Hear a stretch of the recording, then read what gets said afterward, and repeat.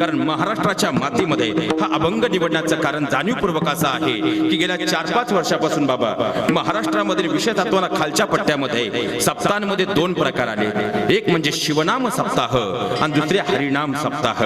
कारण खऱ्या अर्थानं ही आम्ही निर्माण केलेली आमच्या मोठेपणासाठीची व्यवस्था म्हणजे शिवनाम सप्ताह आणि हरिनाम सप्ताह आहे। कारण हरिहरामध्ये भेद नाही, मग लक्षात घ्या। मग खऱ्या अर्थानं कारण आम्हाला धर्मशास्त्रामध्ये 5 पर्वकाळ सांगण्यात आलेले आहेत।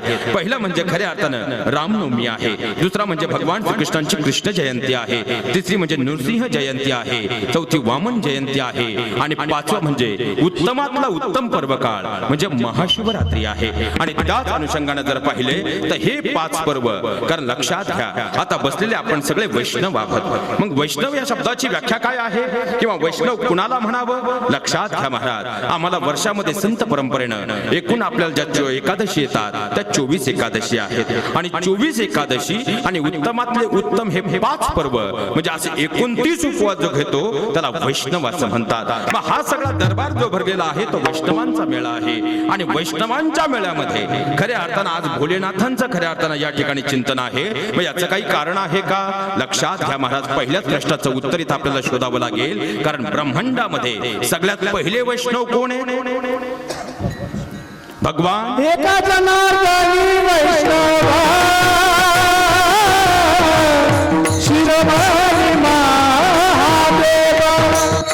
एकदा जोरदार करून टाळ्या आमच्या समस्त सुर गंधर्व ताल आणि टाळमर्षींसाठी झाल्या पाहिजेत। लक्षात घ्या महाराज, म्हणजे ब्रह्मांडातील पहिले वैष्णव जर कोण असतील ते म्हणजे भोलेनाथ आहेत आणि भोलेनाथ आजही पंढरीची वारी करतात। आता आपल्या डोळ्यांवरती आलेले काम क्रोध मोह माया लोभ याच्या खऱ्या अर्थानं या गुणसूत्रांमुळे म्हणजे दोष सूत्रांमुळे ते आम्हाला दिसत नाहीत, हा भाग वेगळा आहे। पण आजही शास्त्र असं सांगतात आणि संत परंपरा अशी सांगते की आजही भोलेनाथ आषाढीची वारी करतात आणि पंढरीची वारी आहे माझ्या घरी हो आणि कळकळी तीर्थव्रत हो आणि कळकळी तीर्थव्रत। एकदा जोरदार करून टाळ्या होऊन जाऊ ही सवय लावूनच घ्यायची महाराज। कारण ही सगळी मंडळी म्हणजे आपल्या मावळ परिसराचं वैभव आहे। एक दिवसीय कार्यक्रम असू द्या किंवा सप्ताह असू द्या, एक फोन केला म्हणजे सगळे धावत येतात। याचा अर्थ या सगळ्यांचं आपल्या मातीवर प्रेम आणि आपल्या माणसांवर प्रेम आहे। मग त्यांनी कोणतंही प्रमाण घेतल्यानंतर त्यांना प्रोत्साहन देण्याचं काम आपलं एका शेजारच्या गावचं।